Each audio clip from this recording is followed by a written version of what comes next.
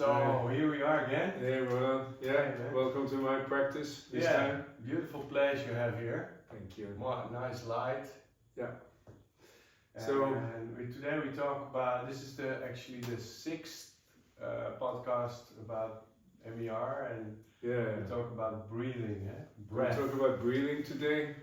And breathing is something we take it for granted, and we're actually breathing all the time, whether we think about it or not. And if we don't, we die. Autonomic. So breathing is one of those functions that you can do consciously, willfully. You can control your own breathing, but it's also something that happens unconsciously, under the radar, even when you sleep, and we just breathe. Yeah, we just go on breathing. It's an autonomic response. And the breathing we do with our diaphragm, and the diaphragm is going up and down, inhale, exhale, and it's a muscle here in the diaphragmatic area, which you can touch a little bit in deep body work. And a lot of people have restriction in breathing, more or less.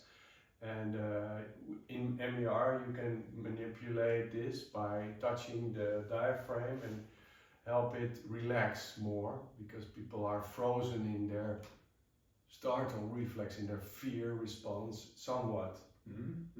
And not everybody, but most people have somewhat of a fear frozen in their diaphragm.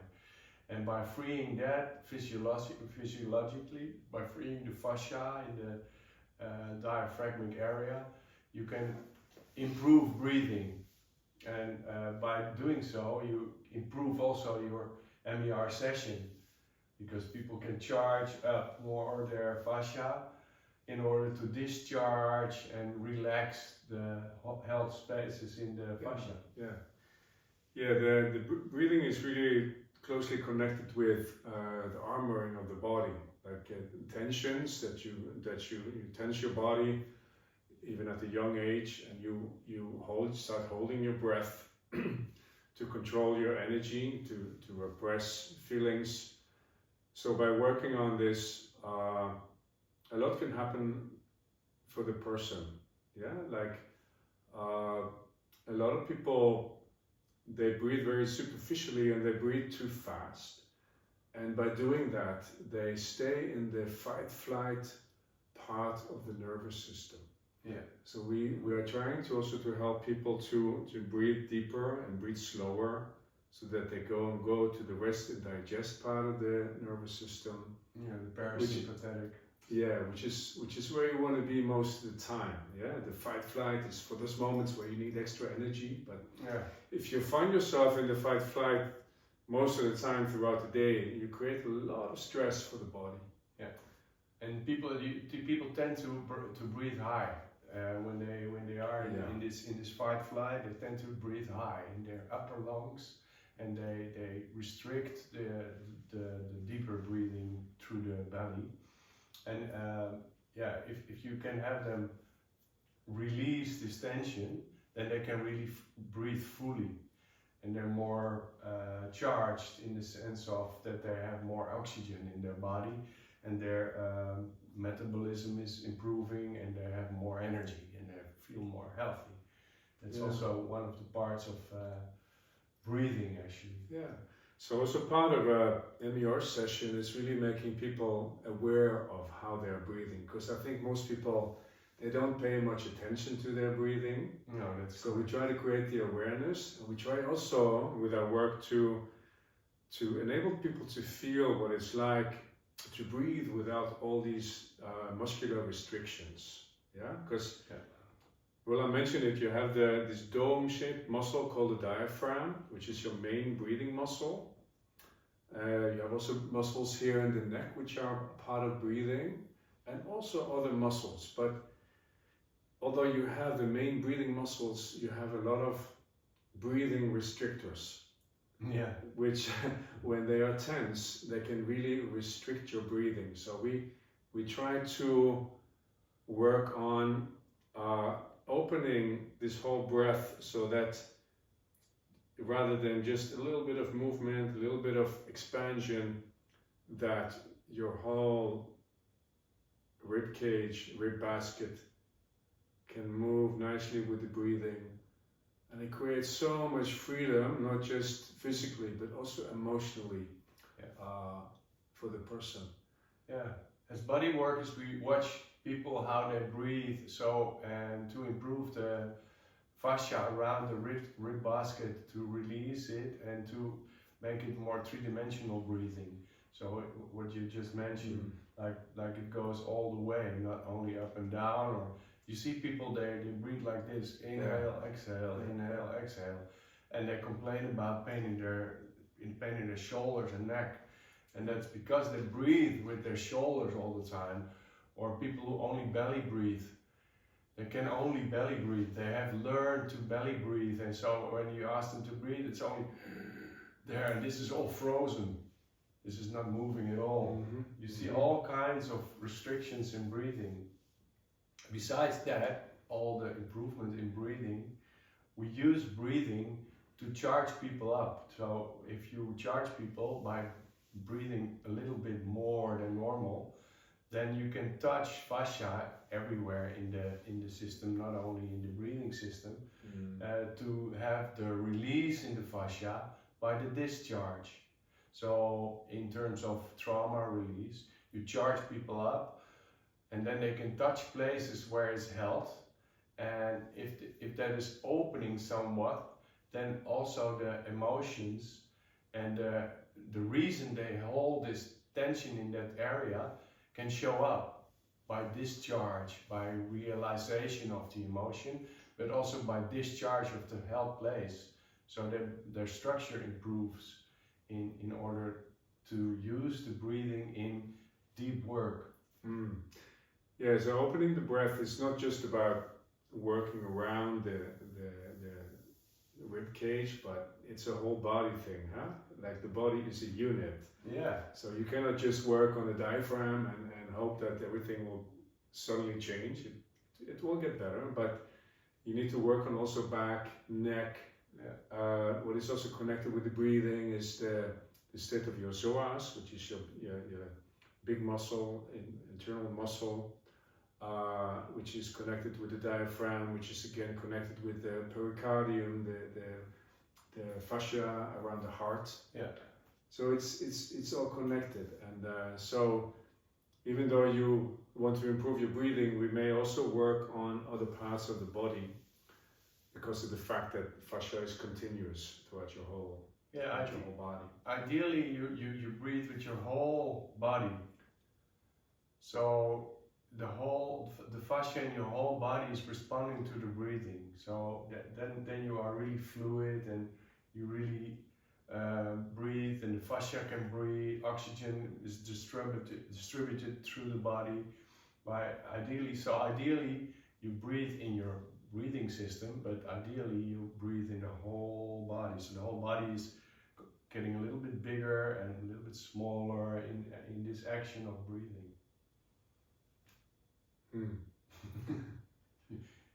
And what else we want to say about breathing? We talked about using breathing in session. We use it with 4 elements in MER.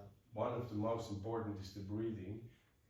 The second is the deep touch, to find places where it's held fascia. And then we have this movement. So the release of the held space can travel through the body somewhere. It can find its way out in a myofascial winding way. So it can, like breathing actually. And then you have the focal cueing. So you ask people what's going on in the body, what you experience, in order to cue them to what is held in that place in the body. And in that way, breathing is also important, because the breathing supports the way you can feel the places where it was held. Is that clear, what I just said? Is that any clear? No, explain one more time. So that the feeling has a way of expression. That's why you need the breath also to charge it up and to express it after in a release. Mm. And that's also as a practitioner, you really pay attention to the breathing of the client and give a lot of information about where the client is at with himself. Like if you work with somebody who is hardly breathing, there's a chance this person is spacing out and not really present anymore. So by going back to the breathing, the person can also really come back into the body, come back into his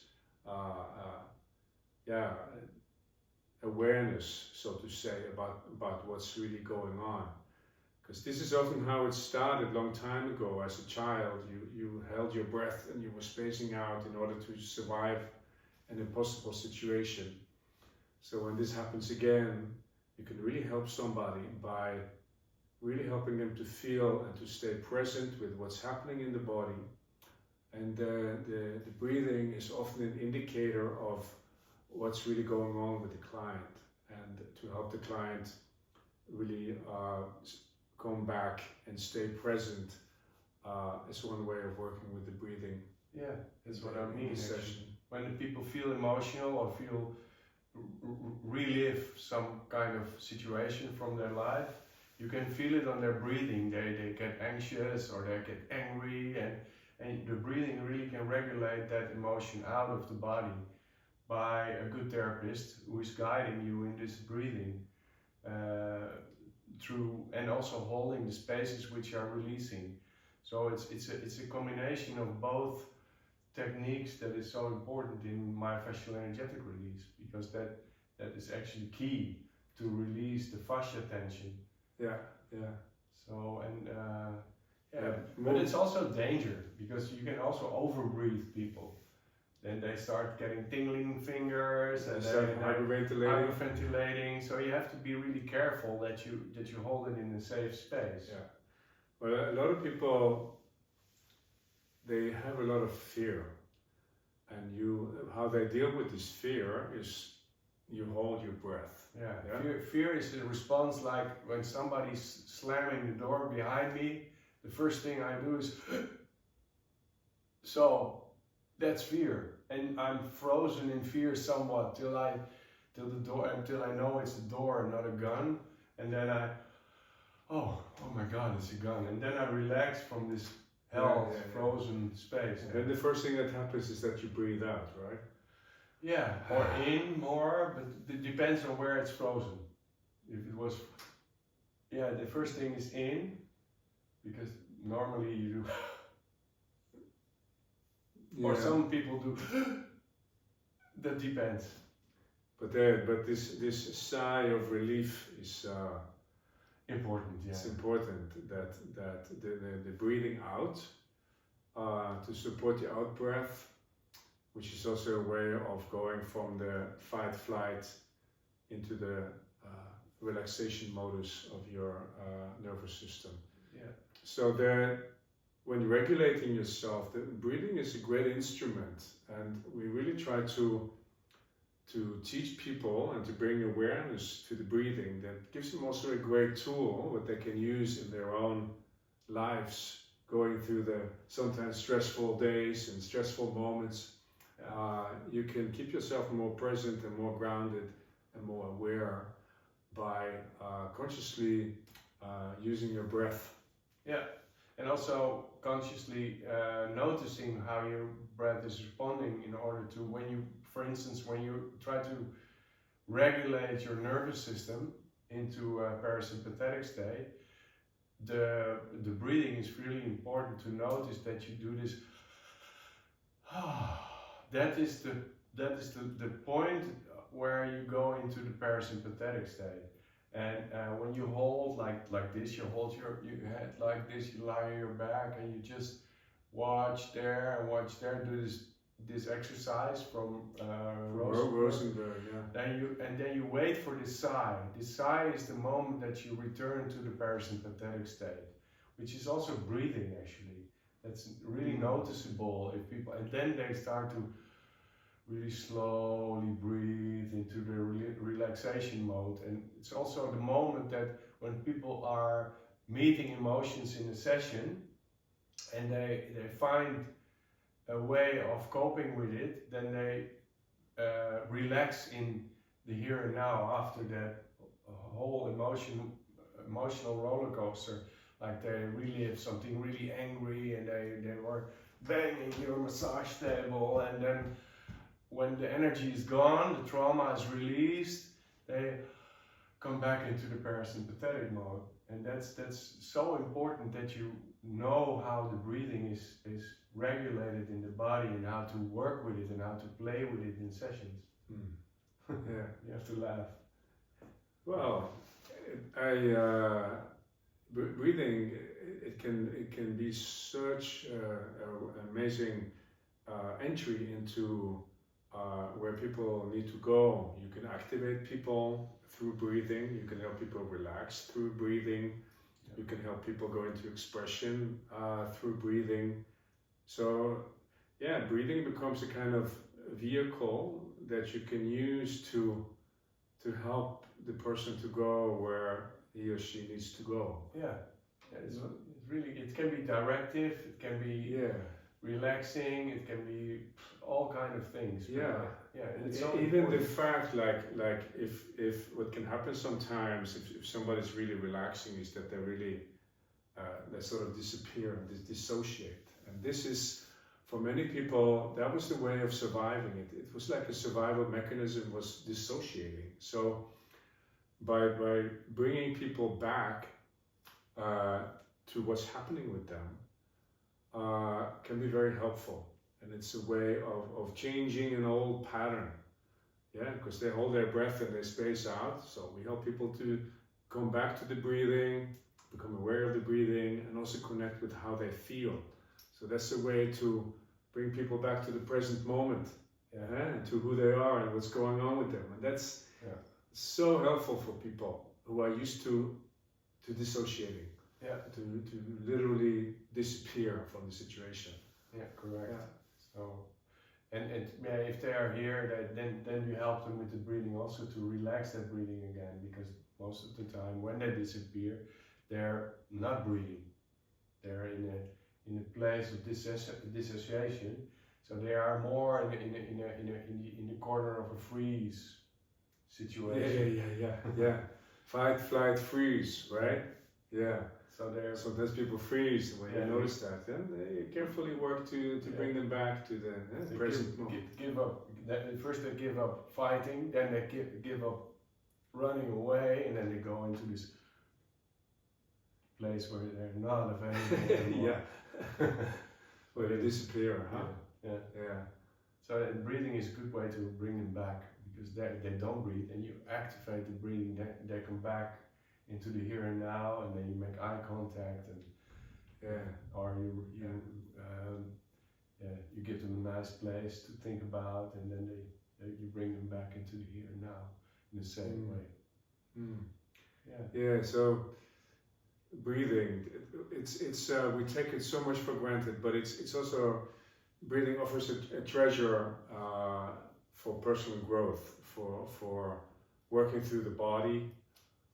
We talk about working either top down or from bottom up. So working with the breath is working with the body, and with that you can have a lot happening with the psyche, with the mind, with the how you tick as a person. It's very much connected with the breathing. Inspiration, it means to breathe in, right? So when you breathe in, you get inspired. Yeah, you get inspired, and it's also a good tool to contra work the deep strokes. So when you work on areas where you really can touch with breath, and it really stretches the fascia out, and it really works this way. And also when you work on a place where you cannot expand with the rib basket and the breathing system, still the breathing is, when you ask your client to go there with the mind and the breathing, and it still expands and stretches out from within. So breathing is really important to have this how do you say, this resilience going, get it going again. And also the wave, right? When you do that, I see really a wave of energy going through the body. Yeah, so you breathe with all your body. Even your smallest toe is doing this. If you are really healthy and resilient. Yeah. But I think it's enough talking about breathing today. Yeah, maybe we should take a deep breath. We take a deep breath. So if you want to know more about breathing, a good blog to go to is Opening the Breath, which is module 5, and it's on our website. You give training in Scandinavia. Yeah. I give training in Holland, actually in Amsterdam. But we travel a lot around, and I have a treatment center together with the founder, Satyarthi, in Greece, opening in a couple of weeks now. And so, check MER Scandinavia. MER Scandinavia or Great Connections it's my website. Great Connections. You will find the information underneath in the information. Yeah, thanks for watching. Thank you for watching. Bye. Thank you, Ketu. You too, man.